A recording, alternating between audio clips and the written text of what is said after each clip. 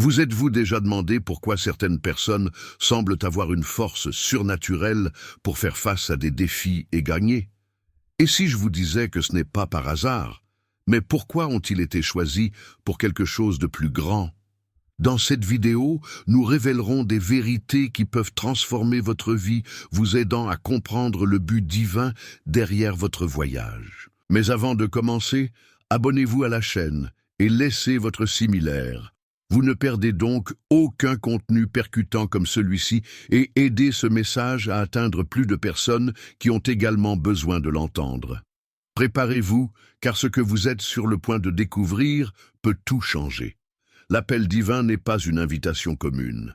C'est un appel qui résonne dans les profondeurs de l'âme et nécessite une réponse au courage. Ceux qui sont souvent choisis ressentent une agitation unique, comme si quelque chose à l'intérieur était écrasé pour une plus grande mission.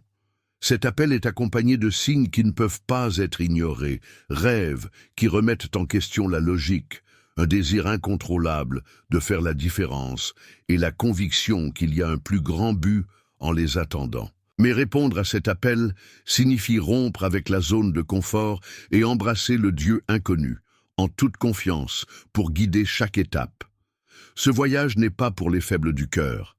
Les élus sont confrontés à des défis qui testent leur foi et leur courage. Souvent, cela implique d'abandonner ce qui est familier et de traverser un portail sur une dimension où le sacrifice et le but coexistent. La voix divine, qui les appelle également l'équipe, leur donnant la force nécessaire pour supporter les difficultés et la sagesse pour naviguer dans les incertitudes. En tant qu'ambassadeurs de l'espoir, les élus deviennent des instruments de transformation dans un monde assoiffé de changement. En répondant à cet appel, les élus découvrent que leur obéissance transforme non seulement leur propre vie, mais illumine également la voie aux autres. Ils sont comme des torches dans l'obscurité, guidant ceux qui n'ont pas encore trouvé la lumière. Le courage de respecter l'appel divin n'est pas seulement un acte de foi, mais un engagement envers un héritage éternel qui transcende les générations. La parole de Dieu est plus que du son ou de l'encre sur papier. C'est une force vivante, chargée de pouvoir de transformer des vies. De la lumière de la création aux enseignements du Christ, la parole a façonné des réalités, des blessures guéries, et a apporté l'ordre au chaos. Pour les élus, la parole divine est une graine plantée sur un sol fertile, capable de transformer le désespoir en espoir et en doute en certitude. C'est un rappel constant que Dieu est présent et fonctionne dans les détails de ses voyages. Lorsqu'il est reçu avec foi, le mot pénètre les profondeurs de l'âme, touchant des blessures que personne d'autre ne peut atteindre. En tant que baume, il guérit ce qui est cassé et en tant qu'épée, sépare la vérité des mensonges. Les élus qui embrassent le mot découvrir en elle un guide sûr dans le labyrinthe de la vie, un phare qui illumine même les chemins les plus sombres. Il indique non seulement la solution, mais offre également la force nécessaire pour atteindre la victoire. Le mot n'est pas seulement à entendre, il doit être vécu. Chaque phrase de Dieu est une invitation à la transformation, une opportunité de renaissance. Ceux qui choisissent la vivre éprouvent un lien profond avec le Créateur, permettant à leur vérité de redéfinir leur vie. Ainsi, le mot devient la clé de la guérison, de la restauration et de l'espoir, permettant aux élus d'avoir un impact sur le monde qui l'entoure. L'obscurité intérieure est une bataille silencieuse à laquelle tout le monde est confronté. Mais pour les élus, c'est particulièrement difficile. Les peurs, les doutes et les regrets s'accumulent alors que des ombres qui essaient d'obscurcir la lumière divine. Cette lutte n'est pas seulement contre les forces extérieures, mais contre leurs propres pensées qui deviennent souvent des arrestations invisibles. Cependant, Dieu nous appelle à faire face à ces ombres, non pas par peur, mais avec courage et foi. Les ténèbres intérieures difficiles nécessitent une connaissance de soi et une livraison. Il est nécessaire de nommer les peurs afin qu'ils perdent leur pouvoir et permettent à la lumière divine d'éclairer les coins les plus sombres de l'âme. Cette bataille n'est pas solitaire, c'est l'occasion d'inviter Dieu à participer, à apporter sa paix et à révéler notre véritable identité. Chaque petite victoire contre l'obscurité est un témoignage de la puissance de Dieu et de la force qu'il nous donne. En surmontant l'obscurité intérieure, les émergentes émergent plus fortes et plus conscientes de leur mission. Chaque ombre expirée devient un rappel que la lumière prévaut toujours, et chaque instant de faiblesse transformé en victoire devient un témoignage vivant pour inspirer les autres. Ainsi, le voyage de face à l'obscurité renforce non seulement l'âme, mais glorifie aussi la lumière divine qui habite en nous. Les miracles ne sont pas des événements confinés au passé. Ils continuent de se produire tous les jours, remettant en question la logique et nous rappelant le pouvoir divin. Lorsque Jésus a guéri Bartimaeus ou a ressuscité Lazare, il a non seulement démontré sa compassion, mais a également révélé la nature immuable de Dieu. Ces événements rappellent que le même Dieu qui a effectué ces miracles est toujours actif et disponible pour intervenir dans nos vies.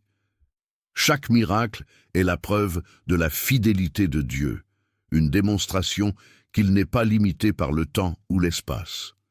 Il change non seulement les circonstances immédiates, mais crée des vagues d'impact qui touchent des vies. Pour les élus, les miracles sont une réaffirmation qu'ils ne sont jamais seuls dans leur voyage et que l'impossible n'est qu'une opportunité pour Dieu de manifester leur gloire. Les miracles d'aujourd'hui sont des invitations à reconnaître la main de Dieu dans les petites et grandes choses. Ils nous mettent au défi d'ouvrir les yeux sur des bénédictions quotidiennes et de croire que, même dans les situations les plus désespérées, Dieu est capable d'opérer des changements radicaux. Pour les élus, cette confiance est la base de leur marche, leur permettant de vivre avec espoir et gratitude constant. La vraie foi est celle qui reste ferme avant l'invisible. Elle est la certitude que Dieu contrôle, même lorsque tout ce qui nous entoure semble s'effondrer. Cette foi n'est pas seulement croire, mais qui fait pleinement confiance à un Dieu qui est plus grand que tout obstacle ou adversité. C'est la force qui nous permet de faire face à des défis avec le courage, sachant que l'impossible est où Dieu fonctionne. Pour les élus, la foi est plus qu'une croyance, c'est un style de vie. C'est la force motrice qui les pousse à faire des pas audacieux, même lorsqu'ils ne peuvent pas voir l'étape suivante. Cette foi leur permet de voir au-delà des circonstances immédiates et d'embrasser le plan divin, même sans bien compris. Il n'est pas construit sur des émotions momentanées, mais sur une confiance inébranlable dans la fidélité de Dieu. Lorsqu'il a vécu dans sa plénitude, la foi devient une clé qui débloque des portes impossibles et ouvre des manières inconnues. C'est cette confiance dans l'invisible qui transforme les déserts en jardins et des délais avec des témoignages de victoire. Pour les élus, vivre par la foi est un privilège qui les relie au pouvoir illimité de Dieu et leur permet de faire l'expérience des miracles quotidiennement. La gratitude a un pouvoir transformateur qui va au-delà d'un simple sentiment. C'est une posture de vie qui nous relie au cœur de Dieu. Lorsque les 10 lépreux ont été guéris, un seul est remercié, et Jésus a déclaré « Votre foi vous a sauvés ». Ce geste a non seulement reconnu le miracle, mais l'a complété, apportant la guérison non seulement physique, mais aussi spirituelle. La gratitude est ce qui transforme la victoire, nous faisant voir le but divin au milieu de nos difficultés. Pratiquer la gratitude nécessite un cœur aligné avec Dieu, capable de voir au-delà des difficultés et de reconnaître leurs bénédictions. Cela ne dépend pas des circonstances, mais d'une foi inébranlable qui a confiance en ce que Dieu contrôle. Celui qui remercie démontre la maturité spirituelle, car il comprend que chaque victoire, chaque délivrance est une manifestation de la grâce divine. La gratitude n'est pas seulement un acte, c'est le reflet d'une âme transformée par la bonté de Dieu. Pour les élus, la gratitude est une arme puissante contre le découragement et le doute.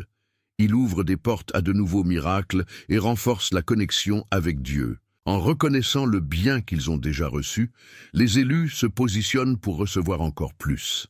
Ainsi, la gratitude devient non seulement une réponse à ce que Dieu a fait, mais aussi une clé pour vivre à sa plénitude. La femme avec le flux de sang nous enseigne l'une des leçons les plus puissantes sur la persévérance et la foi. Pendant 12 ans, elle a fait face à l'isolement, à la douleur et au rejet, mais n'a jamais perdu espoir qu'elle pourrait être guérie. En écoutant Jésus, sa détermination l'a amenée à surmonter les barrières, et avec une simple touche sur ses vêtements, elle a été complètement restaurée. Cet acte de foi était plus qu'un geste, c'était une déclaration qu'elle n'accepterait pas que ces circonstances définissent sa destination.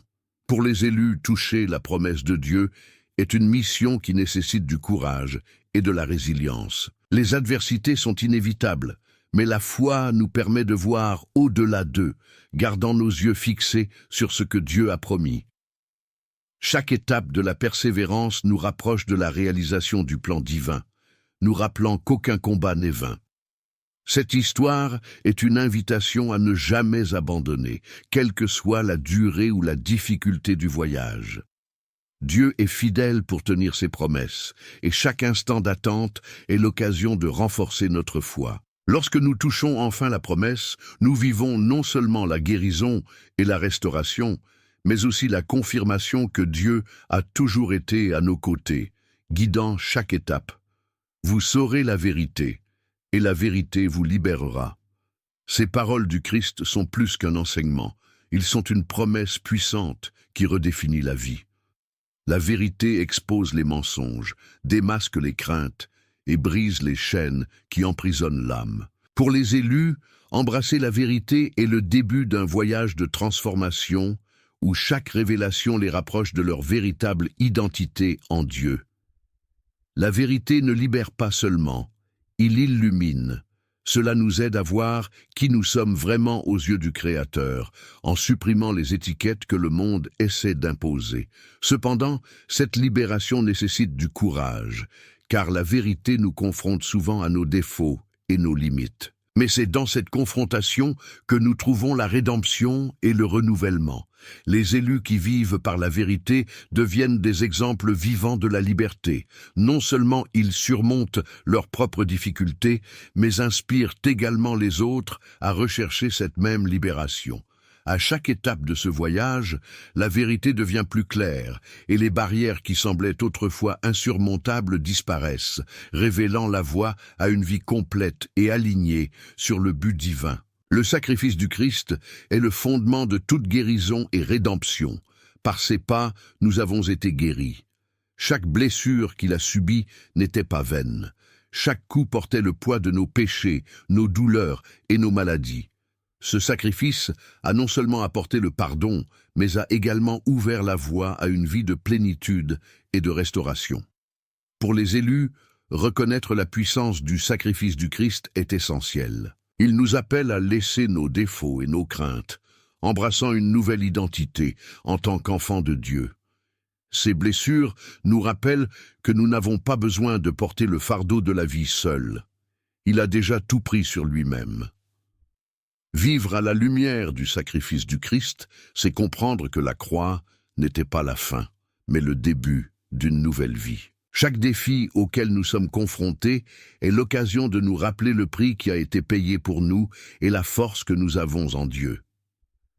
Le sacrifice du Christ n'est pas seulement une histoire, c'est une réalité qui se transforme et guérit jour après jour. Les élus ne marchent pas seuls.